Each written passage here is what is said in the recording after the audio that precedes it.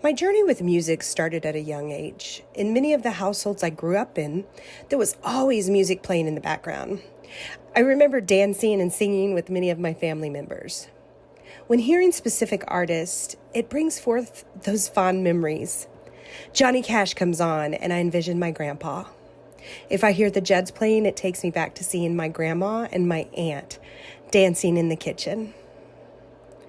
The musical connection I have with my father always occurred on Saturdays when he would pick me up and we would play a guessing game on who could name the artist on the radio. So my love for Stevie Nicks and other music of the 70s came directly from him. The other cool experience I had in my journey, besides being a music interpreter, is being a mom and teaching my children about my favorite artist. And then in turn, them teaching me about their favorite artist. But as millennials, they exposed me to all these underground R&B and rap artists. So we were able to share our love for the music, culture, and great dancing skills, which I do contribute to my DNA passed on to them, which they would completely deny. How music has connected me to the deaf world happened well over 20 years ago. I would host parties at my house, and all my deaf and hard of hearing friends would come over, and we would take turns signing songs, dancing, acting a fool. But it always centered around music and signing. It was just part of our regular Friday night activities. Then one night, I was fortunate enough to go in and attend an event hosted by the San Antonio Deaf Dance Company. And it was at this performance I witnessed greatness that would change the way I saw music interpreting forever.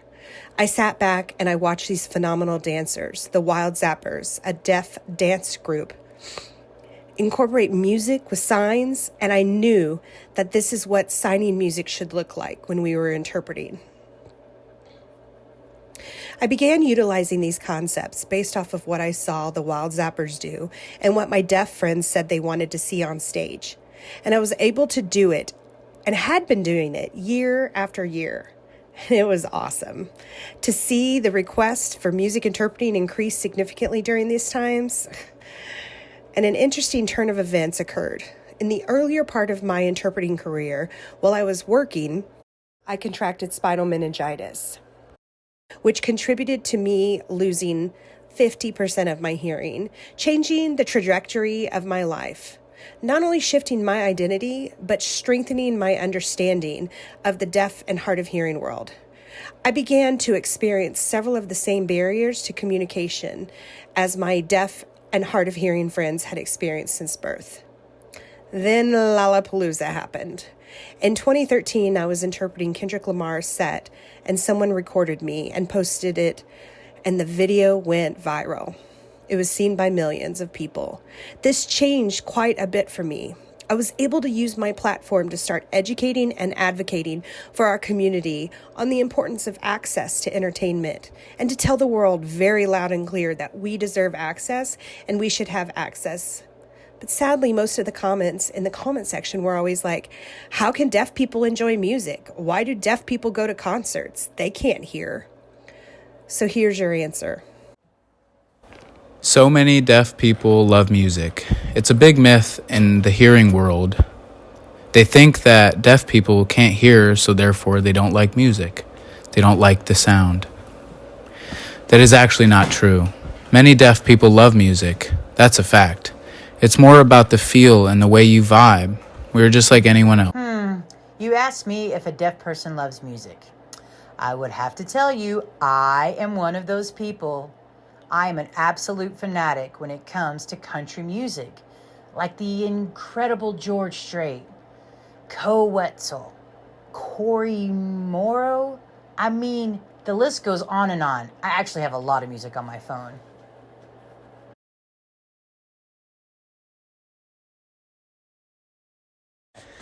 Deaf people love music.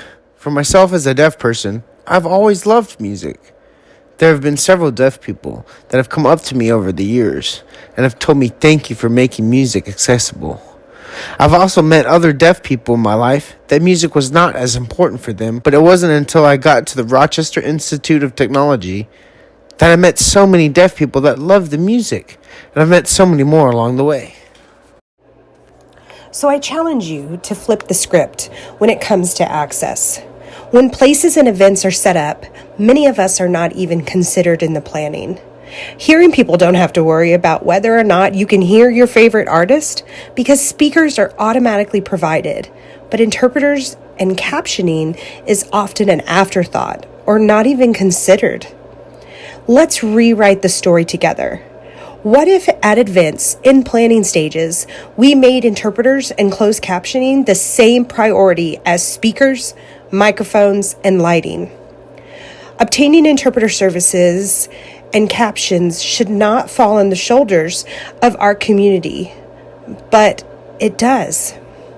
It sometimes takes days, weeks, months, even years. I would love for each of y'all watching this to take a moment and put yourself in the shoes of these individuals and think about how motivated you would be to purchase a ticket if you had to go through this same thing. I think the longest it took me was about a month and a half before I actually got an answer, after asking them repeatedly and them always giving me the runaround. It was really, really annoying. How long did I have to fight to actually obtain interpreter services? I believe from the beginning request and the long process of me purchasing tickets after ticket to this brand new venue was about, say, 2 years before I was finally able to obtain interpreter services. And during those 2 years, friends, family, coworkers were able to attend up to almost 20 different events that I was not able to participate in. Those were a few examples with the same narrative that occurs in our deaf and hard of hearing community. So I challenge us to rewrite the narrative. Here are a few places that we have started to see the change. My first trip abroad landed me in Norway. I hosted an intense music workshop for a group of interpreters. One of the interpreters was a deaf interpreter from Denmark. She explained her love for music and how she wanted to be a music interpreter, but she was told by hearing people that this was not possible. I assisted her in changing that narrative, and look at this incredible work.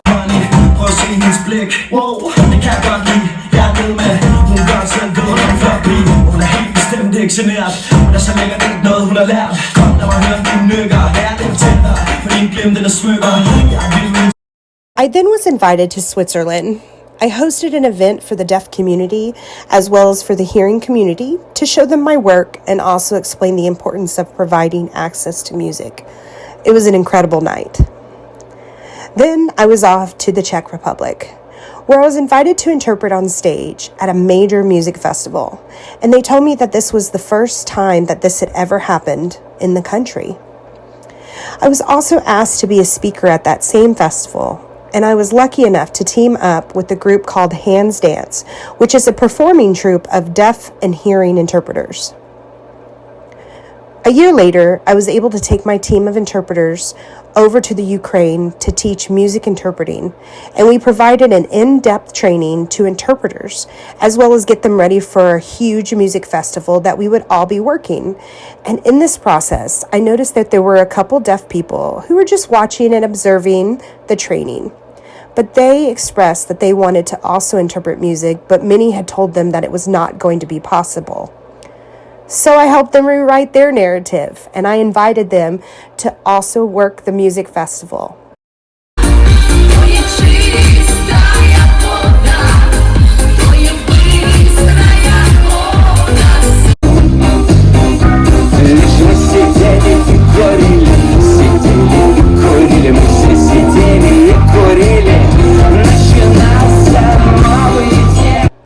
The last country I went to before our world changed by the pandemic was Romania. Leading up to the festival, I was able to train the interpreters virtually for a few months prior to the actual event.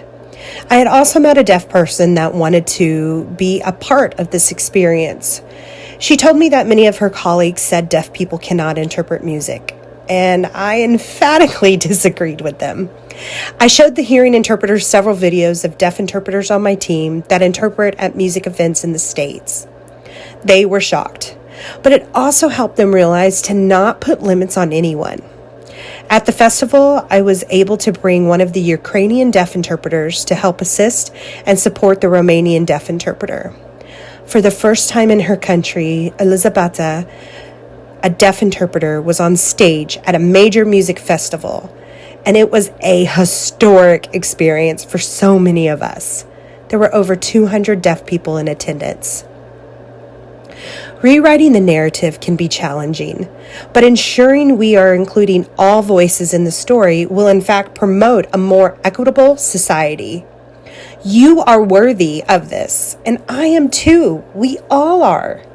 We have the power to change the narrative, but this requires us to be open to the change, which I know can be uncomfortable, and that's okay.